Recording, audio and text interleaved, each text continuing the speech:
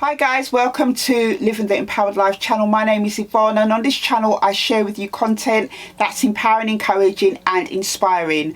I share with you tips and advice and things to help you to live an empowered life. So in today's video guys, I want to share with you some things that I learned from Steve Jobs' autobiography. If you don't know who Steve Jobs is, I don't know, you may be living under a rock, I don't know. He is, the person who invented the internet phone. He's the person that was able to put together Apple iStore, put in music after a lot of wrangling with different, record labels and different music companies, put together a platform where people could buy and purchase music. All of this history, all of this kind of knowledge behind what he's done is in this book, and I found it to be really amazing. One thing I definitely would say about Steve Jobs is that he is somebody that never gave up. He, was a perfectionist. He put his heart and soul into everything that he did. He was somebody that had an eye for design, an eye for creativity. Before his phone and his devices came on the market, you wouldn't really see something as sophisticated or as elegant as what he put together through the Apple products. So one of the lessons learned from Steve Jobs' autobiography is less is more. He had 4 products, not lots of design and not lots of models. There was a period when he resigned during, I think, the first kind of part of his journey as Apple CEO, where they got in loads of design managers, loads of different people to design products, and there was a period where they had so many different Apple products. Until he came back, he really did kind of streamline everything down, and because of that, he solely focused on 4 Apple products, making them the best that they could be. So that is something I definitely took away from reading his autobiography, that it's not about the volume of the things that you do. Less is more. You can have 1 or 2 things that you're doing as an entrepreneur, or even 1 thing, but if you do that 1 thing well, invest in that product or whatever it is you're doing and do it well, and get it out there, then it's more likely to be a success if the market is obviously there, than to concentrate on loads of different things at one time. The next thing that I learned from his story is more to do with how he treats people. Now, unfortunately, what really did come across in this book is that Steve Jobs treated people horribly. He really did. He was rude. He swore at people. He saw his ideas and the way that he did things far more superior than other people he was working with. He was somebody who was quite divisive at times. He would pit team players against each other. He would put them on 2 different projects and pit teams against each other and have his favourites and things like that, which I think is, really not a nice way to be. A lot of people felt offended by him in the way that he treated them. And there was a part in one of the chapters where I think the ex-CEO of Pepsi, I can't quite remember his name, but basically he was a really, what you would say, a quite sensitive man and wasn't as abrasive as Steve Jobs, and he treated him horribly. And it was his wife, this wife of this Pepsi CEO that he got over to help Apple to be more marketable, who confronted him about his behaviour. I mean, I kind of let out a little bit of a chuckle because I thought she was going to punch him, because she didn't like the way that he treated her husband, and her husband was not the type of person that spoke up. Now, people probably would say, why is a man allowing his wife to be in that position to fight his battles? I don't really know. I can't really say if it's right or wrong, but what I would say is that he treated that man horribly. Got him to come over to be, head of his marketing at his company, and he treated him horribly. And that was a theme that was going on throughout this book, with how he treated people, which, was really kind of sad to see. The next thing I want to share with you that I learned from reading his story is that you can cancel God by your actions. Now, Steve Jobs claimed to be into Buddhism. He cancelled his God by the way he treated other people. Now, I'll give an example of that. I'm a born again Christian. I believe in the living God. His name is God, and he has a son named Jesus Christ. Two of the commandments that the Lord gives us as Christians is to love God with all your heart, soul and strength, and the other is to love your neighbour as yourself. So if I am not doing that in my everyday life, and people know that I'm a Christian, they will automatically see me as somebody whose faith is invalid. Because how could I claim then to love God and know God but treat people very badly? And that is what I mean by Steve Jobs cancelled his God, his Buddha God, by his actions because of how he treated people. From reading his book, I got the feeling that people tolerated him because of who he was. You got to remember when Apple started in the late 70s, 80s and going through that time, obviously he was doing something new. He was, at the forefront of innovation. Apple was $1 billion company. In the end, maybe not at the beginning when he was, starting out, but as things were progressing in the end, they were starting to fawn over him because of who he was and what he could do. And, people put up with his behaviour for many different reasons. Maybe because he paid their wages, because he provided opportunities and all that stuff.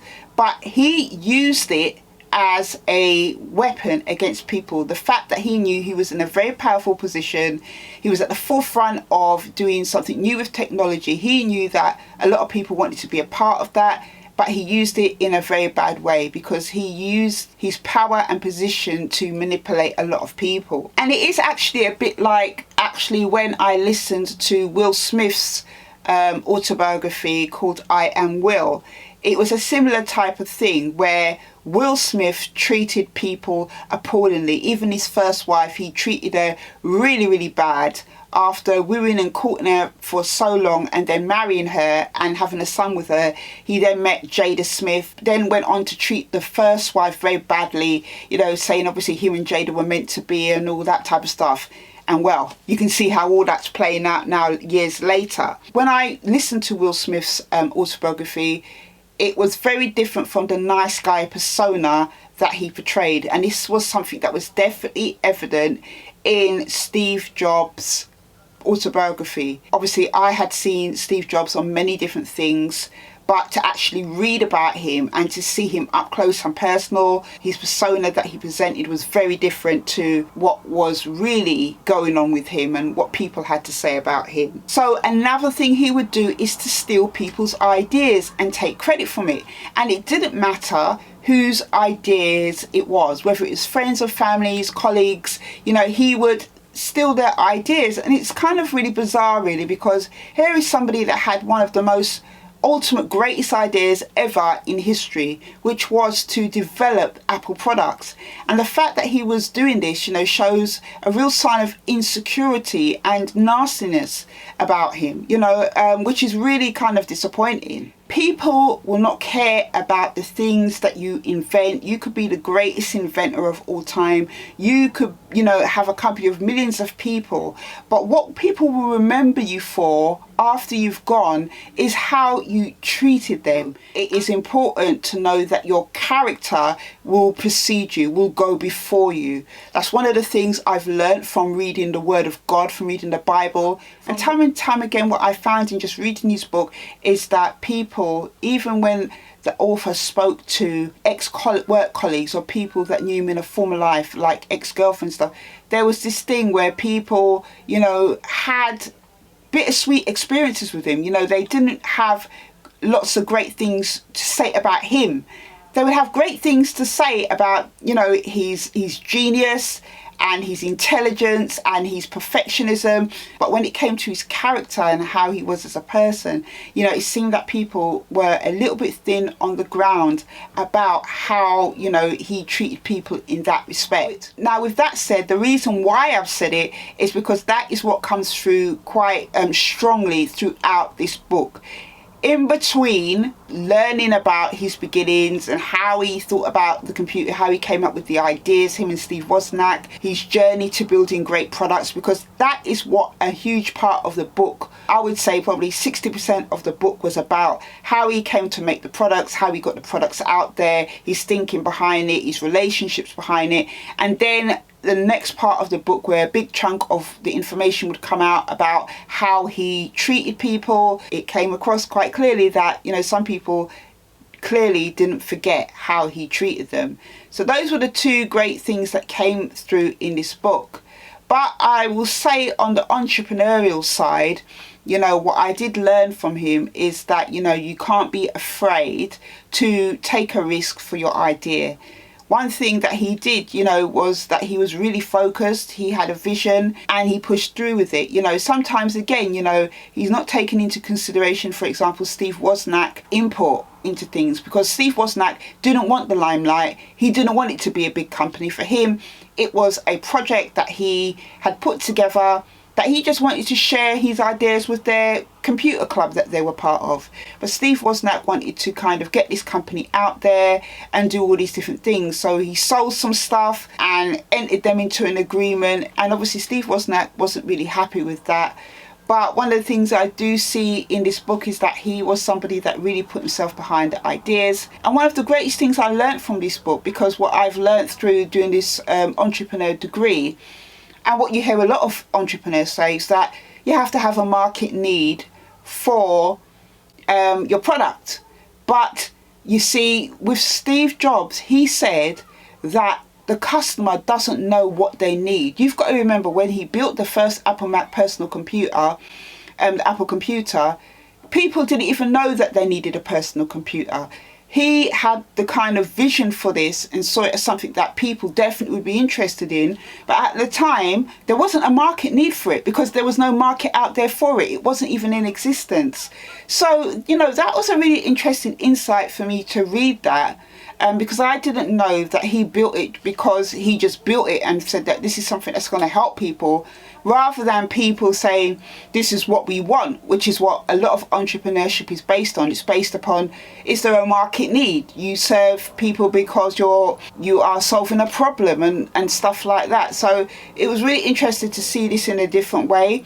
And obviously not all entrepreneurs can get away with doing that, but he was able to do that. So, you know, kudos to him. So one of the things I found inspirational that he shared in this book, which has helped me to kind of think about entrepreneurship, is where he says, you should never start a company with the goal of getting rich. Your goal should be making something you believe in and making a company that will last. So you see, even the message there that he shared in this book about why to set up a company had nothing to do with market need or solving problems or anything like that. It was about setting up a company because you believe in what the product is that you are trying to make, and building a company that lasts. What I really loved about this book is that the author had access to Steve Jobs himself, to his family, partner, people that knew him, ex-colleagues and different people, which added a different layer to the book, which I really did like. I came away from this book actually